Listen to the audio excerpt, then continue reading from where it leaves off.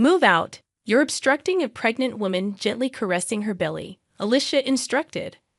I pondered Alicia's comment, wondering if pregnant women truly displayed a kinder expression. Observing the malice on Alicia's face, I shot a quick glance at David. You can sleep in the storage room, Alicia suggested, and David concurred. My lifelong love for him waned instantly, though a touch of sentiment lingered, leaving me somewhat melancholic. All right then, I replied, and in response, David happily took Alicia's hand. Alicia gazed dreamily at David, and witnessing their intimacy replaced my melancholy with anger bubbling up from within. I'll leave by tomorrow, yeah. Oh, maybe you should stay out tonight after all. This is now mine and Alicia's home, David proclaimed joyously.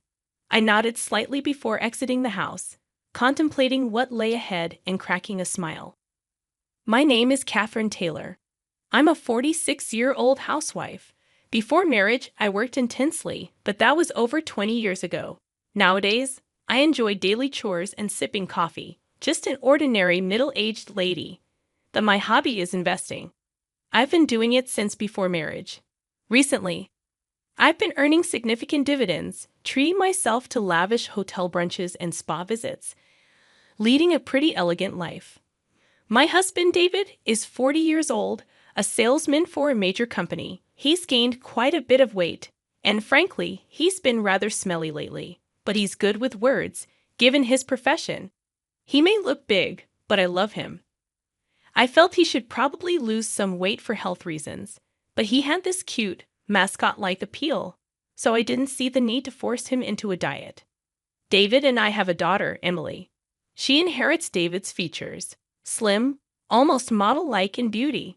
Not just in appearance, she's academically top of her class and excels in sports, even making it to national competitions. She's also humble and works hard. It feels like we, the geese, gave birth to a swan. Both David and I dote on Emily, and we've often been told we're overprotective. David has a bit of a weak spot for younger women, but he chose to marry an older woman like me and cherished our family. So I thought a little wandering gaze here, and there was inevitable. We lived in a condo we bought around the time Emily was born, but it was getting old, and they were considering raising the maintenance fees. Recently, amidst all this, Emily decided to share an apartment near her college. At the same time, one of my relatives approached us about inheriting a now vacant house. David and I decided to renovate that house and move there. But who could have known that this would cause issues between David and me, which have been smooth sailing up until then? The condo we had was a 4-bedroom, including a guest room, but the new house is just 2 bedrooms. Although it's smaller than before, considering our retirement, we made it a single story, and it's been very comfortable. One of the rooms, which serves as a study and a guest room, can be divided to make an additional room for Emily if she ever comes back. David started coming home late every night to work dinners, and somehow always found reasons to go out, even on weekends. Sleeping next to David, who would come home reeking of alcohol and cigarettes, was unbearable for me, even if we had separate beds. Because of that, even though we originally shared a bedroom, I've been sleeping in the study ever since we moved. When it came time to send out moving announcements, I mailed letters to various places. David isn't good with that sort of thing. So I took the initiative to send letters on his behalf to his family and relatives. As for me, since my parents have passed away, I simply wrote a brief note and sent it to friends and relatives on my mother's side. I haven't been in contact with any relatives from my father's side because of my half-sister, Alicia. Alicia is my half-sister, 14 years younger than me. When I was in 7th grade, my mother passed away, and about 6 months later, my father remarried. Alicia was born to him and his new wife at the time of their marriage. Alicia was already 2 years old, so I initially thought it was a union of 2 families with kids. About 5 years into their marriage, my father and his new wife were involved in an accident and never returned. At their funeral, relatives from my dad's side told me that he and his new wife had been childhood friends, and everyone had always thought they would end up together. However, My mom had set them up through her boss, and my dad felt he couldn't refuse, leaving his childhood friend out in the cold. To think that behind their smiles, my dad had a child with his second wife was a huge shock to me. Every time we had a family gathering, Alicia's favorite foods were served. She had brand name clothes, and she got the biggest room all to herself. If she said she wanted to go somewhere, they'd take her immediately. Meanwhile, I was burdened with all the chores, from preparing meals to doing laundry. I had to work part-time jobs, and all the money I earned was taken away. I also had a small storage room under the stairs, and I had to beg for even basic necessities. By the time Alicia was in elementary school, she had heard about my mom from the relatives and started looking down on me. I worked several part-time jobs to save money and finally moved out. It was impossible for me to harbor any positive feelings towards Alicia, and I never told her about my marriage or that I had a child.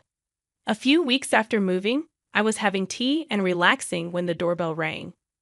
When I answered, a man's voice mumbled delivery, and on the screen was a person looking down. I thought maybe David had ordered something and opened the door, only to be left speechless. "Oh, Alicia, why are you here?" "Hi, sis. Long time no see. Just thought I'd drop by," Alicia said while wearing the hat I saw on the intercom.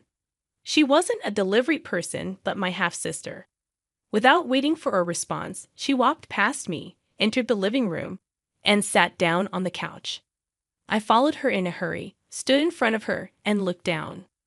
"I figured you wouldn't open the door if you knew it was me, so I used a recorded voice. That's just low.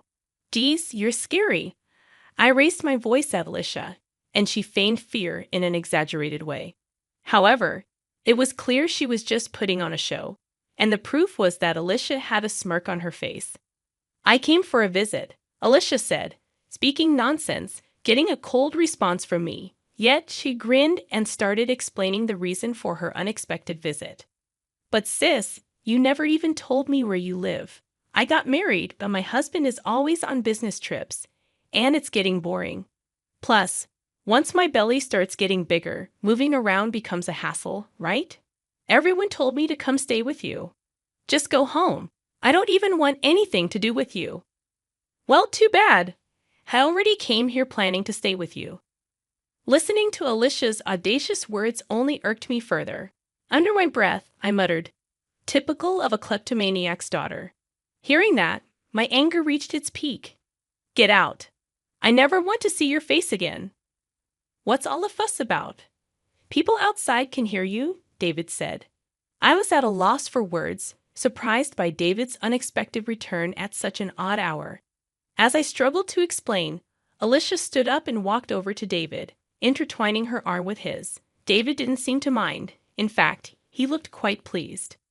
"Oh, Alicia here. Welcome, David. My sister was being mean. I thought it'd be nice to stay with you until the baby is born. But is that okay?" "Of course.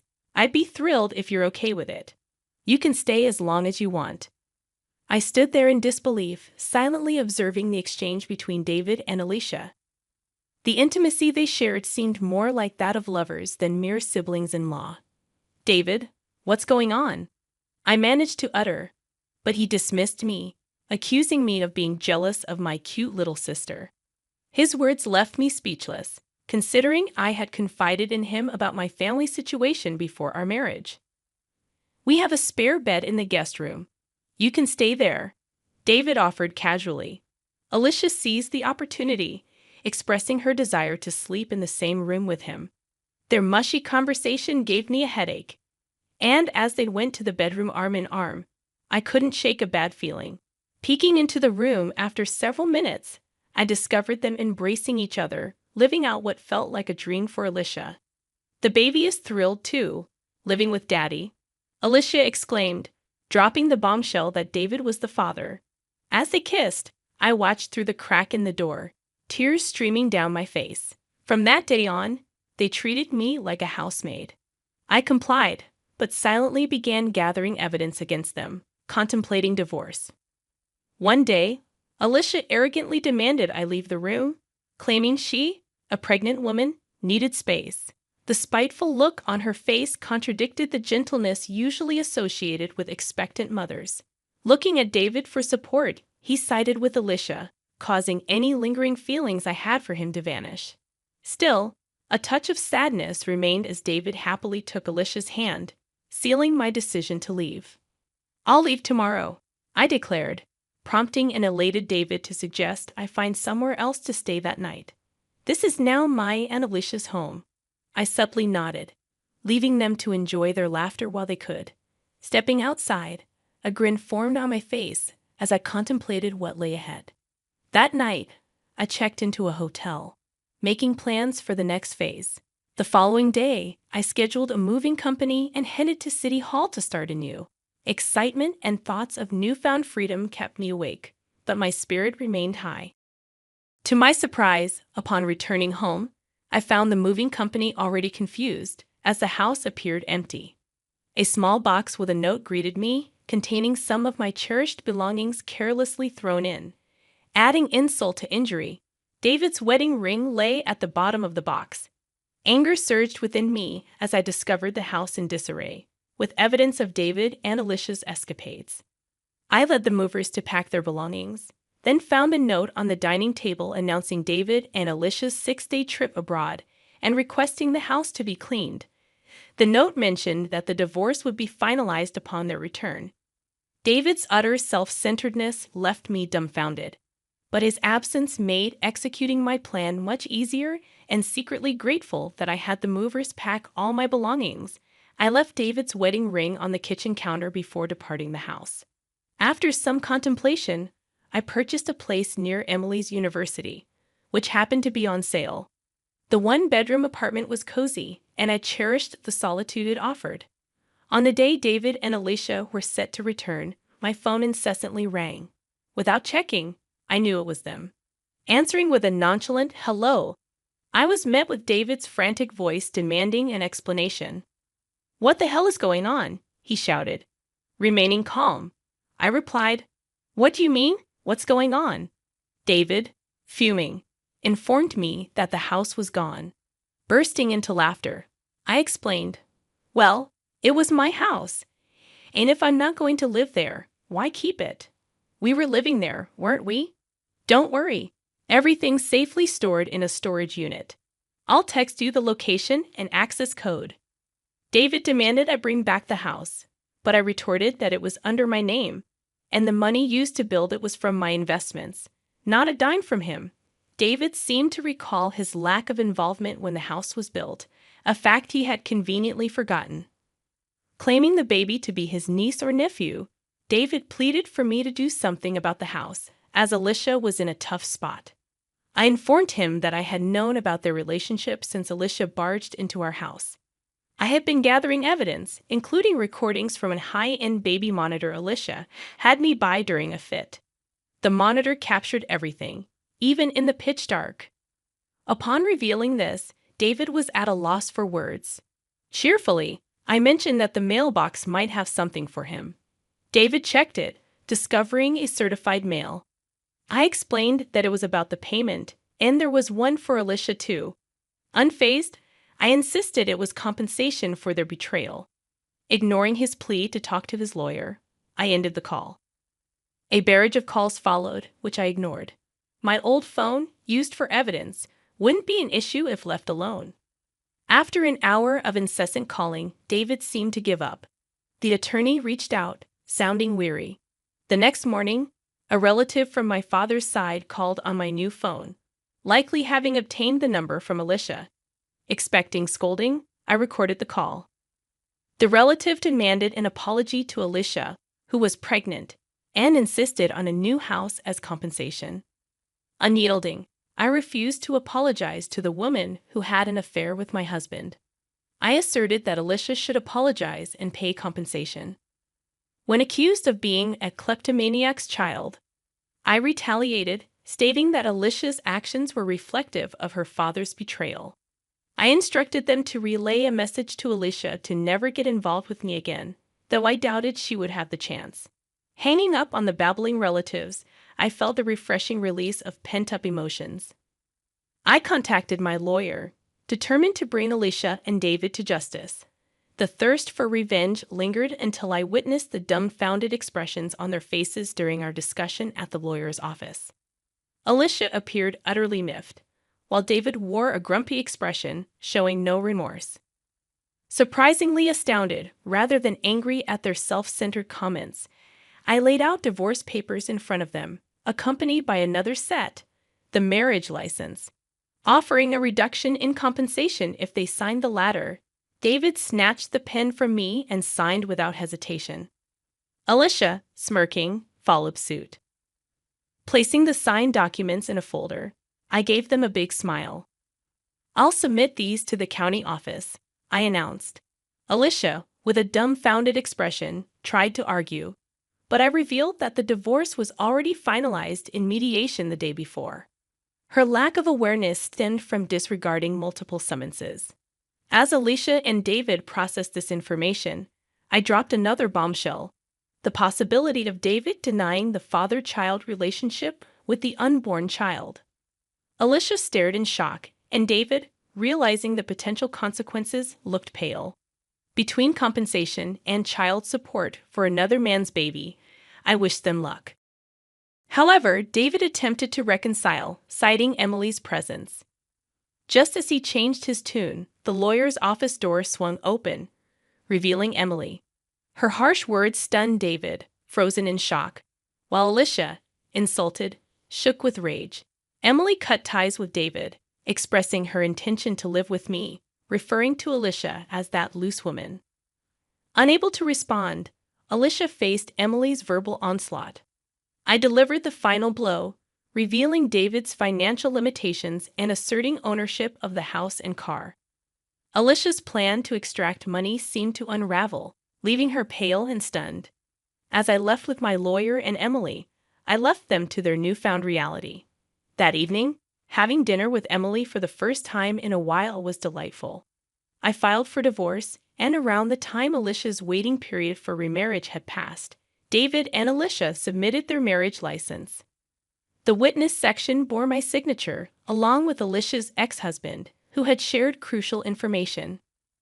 News circulated that David, involved in an affair with Alicia at work, got fired for misusing travel expenses for secret getaways.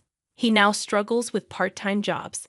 Alicia, taking care of the child, faces financial difficulties after being dumped by her boyfriend. Her attempt to sabotage my family had backfired. Meanwhile, Emily enjoys college life, and I've been leading a relaxed life with my stock dividends. Surprisingly, I've developed a closer bond with Alicia's ex-husband, who affectionately calls me Catherine. Recently, he reached out for an important talk, making me feel a bit restless as I sit in front of my vanity, my face flushed like a smitten young woman.